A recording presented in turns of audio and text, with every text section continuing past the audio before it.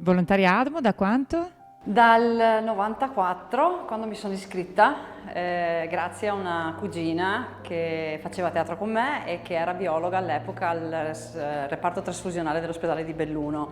per cui lei aveva sentito parlare di questa associazione e aveva coinvolto un po' tutto il gruppo e quindi ci siamo un po' interessati e io mi sono informata e mi sono iscritta, quindi nel 94 mi sono iscritta e ho avuto la fortuna di essere stata chiamata praticamente subito,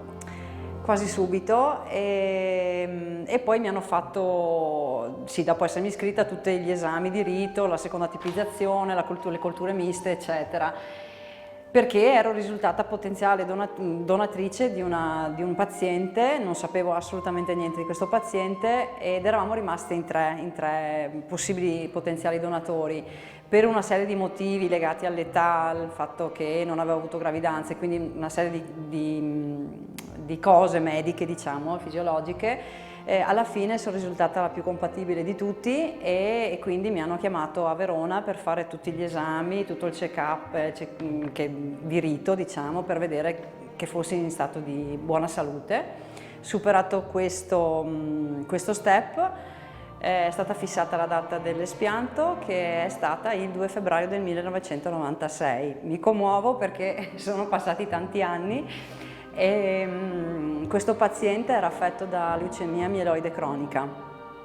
e quindi io ho fatto questa donazione, sono partita da Padova, che studiavo a Padova con mia sorella, in treno, abbastanza un po' così superficiale, diciamo, forse sì, capivo l'importanza della cosa ma non mi rendevo ancora conto, ero molto giovane, avevo 24 anni. E lì ho trovato un ambiente ospitale, gentilissimi, tutti i medici, gli infermieri. Purtroppo l'esperienza di trovarti nel reparto di ematologia, soprattutto con dei bambini malati di leucemia, mi ha fatto capire che effettivamente la realtà era molto, molto seria. E quindi niente, con mia sorella ci siamo trovate lì, mi ha accompagnata e mi hanno fatto questo espianto di più di 1 litro di sangue midollare dalle ossa del bacino, per cui il vecchio sistema, diciamo. E niente, sono andata in sala operatoria, mi hanno fatto l'espianto e poi sono tornata in camera tranquilla, sono tornata a casa in treno, serena, e ho avuto l'accoglienza di tutta l'associazione ADMO, per cui mi hanno coccolata. E dopo appunto 1 anno e 3 mesi, tramite l'ospedale di Belluno, ho ricevuto una lettera dal mio donatore, dal mio paziente ricevente, diciamo, che voleva ringraziarmi per quello che avevo fatto, ma io ci tengo a dire che è un gesto da parte mia, non dico obbligato, ma nel senso gratuito. Io non vedo questa grande, quando mi dico sei stata brava, non ho fatto niente, io ho donato semplicemente 1 litro di sangue. Se questo litro di sangue ha potuto salvare una persona, perché non farlo? Questo è il mio concetto, insomma. E sapere che poi lui è guarito e che ha superato questa leucemia, che è tornato alla sua vita normale, a poter lavorare, fare sport perché è un grande sportivo, mi ha rincuorato, per cui ho cercato nel mio piccolo di diffondere questo messaggio di offrirsi alla donazione gratuita e poi ho avuto la possibilità di conoscerlo perché quando ho donato io c'era l'obbligo dell'anonimato per 3 anni.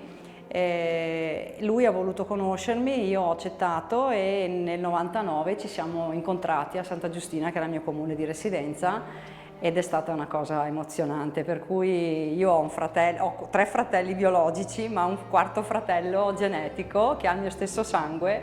Ci sentiamo spessissimo. Siamo stati a fare un viaggio insieme in Toscana, sono stata a Genova da lui più di una volta e quando mi chiedono ma che rapporto hai con questa persona, dico è un rapporto che non si può descrivere. Quando gli chiedo come stai, lui mi dice sto bene, grazie a te, e io gli dico sempre guarda che hai ricevuto sangue bellunese di quello tosto, per cui vai tranquilla. Infatti non ha più avuto nessunissimo problema di salute. Sta benissimo, ci ha sentiti anche qualche giorno fa e sono contenta perché sta bene, sta bene.